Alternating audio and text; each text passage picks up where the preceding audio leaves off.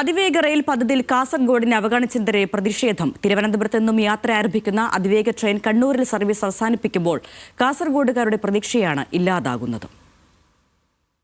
നിലവിലെ സ്ഥിതി അനുസരിച്ച് തിരുവനന്തപുരത്ത് നിന്ന് അതിവേഗ ട്രെയിനിൽ കയറുന്ന ഒരു യാത്രക്കാരന് കാസർഗോഡ് എത്താൻ കണ്ണൂരിലിറങ്ങി മറ്റു ട്രെയിനുകളെയോ ബസ്സുകളെയോ ആശ്രയിക്കേണ്ടി വരും.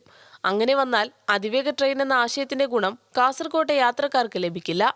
ആലപ്പുഴ കണ്ണൂർ എക്സ്പ്രസ്, തിരുവനന്തപുരം ജനശതാബ്ദി എക്സ്പ്രസ് എന്നീ ട്രെയിനുകൾക്ക് കണ്ണൂർ വരെ മാത്രമാണ് സർവീസ്.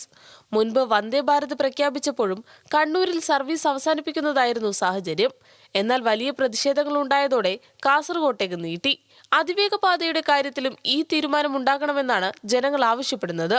അതുണ്ടായില്ലെങ്കിൽ ബഹുജന പ്രക്ഷോഭം സംഘടിപ്പിക്കുമെന്നും പാർലമെന്റ് യോഗത്തിൽ റെയിൽവേ മന്ത്രിയെ കാര്യങ്ങൾ ബോധിപ്പിക്കുമെന്നും രാജ്മോഹൻ ഉണ്ണിത്താൻ MP പറഞ്ഞു. റെയിൽവേ മന്ത്രിയോടും കേന്ദ്ര ഗവൺമെന്റിനോടും സംസ്ഥാന ഗവൺമെന്റിനോടും ഇതിന് നേതൃത്വം കൊടുക്കുമെന്ന് പ്രഖ്യാപിച്ച EC തന്നെ കണ്ട് ഈ ആവശ്യം ഞാൻ ഉന്നയിക്കും.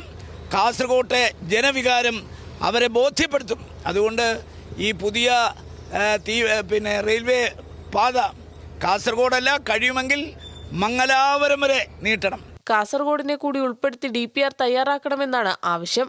കുമ്പളയിൽ ഹാൾട്ടിംഗ് സൗകര്യങ്ങൾ ഒരുക്കിയാൽ കാസർഗോഡേക്ക് പാത നീട്ടാൻ സാധ്യതയുണ്ട്. ശ്രീധരനെ കണ്ട് ഈ ആവശ്യം ഉന്നയിക്കാനാണ് ജനപ്രതിനിധികളുടെ തീരുമാനം. ന്യൂസ് മലയാളം, കാസർഗോഡ്.